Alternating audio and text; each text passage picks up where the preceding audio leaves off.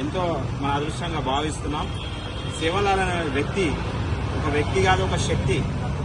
ఈరోజు కొన్ని వందల సంవత్సరాల క్రితం బంజారాలు ఏదైతే అతి అడుగున అంటే ఎవరు గుర్తించి వాళ్ళని ఎవరైతే గుర్తించకుండా వారు అట్టడుగున అందరూ వారిని అట్టడుగున వారి ఉన్న బంజారాలను ఈరోజు ప్రతి ఒక్కరికి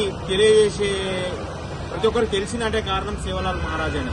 సేవలాల్ మహారాజ్ అనే వ్యక్తి అతను సంఘటిత ప్రతి ఒక్కరిని ఏకం చేసి ఈ మన లంబాడల ఏదైతే వ్యక్తిత్వం ఉందో దాన్ని మార్చి ప్రతి ఒక్కరిని కూడా ఆయన చేసిన ముఖ్య సేవలు ఆయన ఏదైతే ఒక 200 సంవత్సరాల ముందుగానే ఆయన గ్రహించి కొన్ని విషయాలు చెప్పాడు. ఏమని?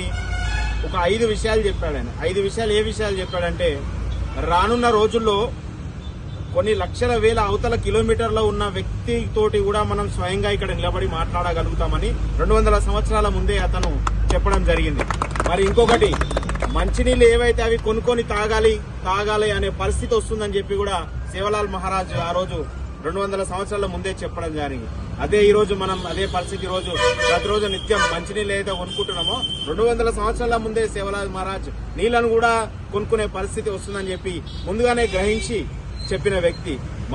ఇంకొకటి ఏదైతే రానున్న రోజులలో ఎడ్లు లేకుండా నడిచే బండ్లుంటాయని చెప్పేసి ఆయన 200 సంవత్సరాల ముందే ఆయన చెప్పడం జరిగింది. ఇదంతా ఏందంటే దైవశక్తి. ఇది దైవశక్తికి ఆయనకు అమ్మవారి అనుగ్రహం ఆయనకు ఉంది కాబట్టి ఆయన ముందునే గ్రహించి ఏదైతే భవిష్యత్తులో ఏదైతే జరుగుతుందో అది ముందే 200 సంవత్సరాల ముందే సేవలాల్ మహారాజ్ చెప్పడం జరిగింది. అదేవిధంగా ఇంకో విషయం కూడా సేవలాల్ మహారాజ్ చెప్పడం జరిగింది. ఏంటంటే రానున్న రోజుల్లో కూడా లంబాడాలు దేశవ్యాప్తంగా వ్యాప్తించి దేశాన్ని పరిపాలించే శక్తిగా ఎదుగుతారు. రానున్న రోజుల్లో లంబాడాలే దేశాన్ని పరిపాలిస్తారు అని 200 సంవత్సరాల ముందే చెప్పాడు. అదే రానున్న రోజుల్లో నిజమైతుందని చెప్పేసి కోరుకుంటున్నాను నేను. జై సేవలాల్ మహారాజ్ కి జై.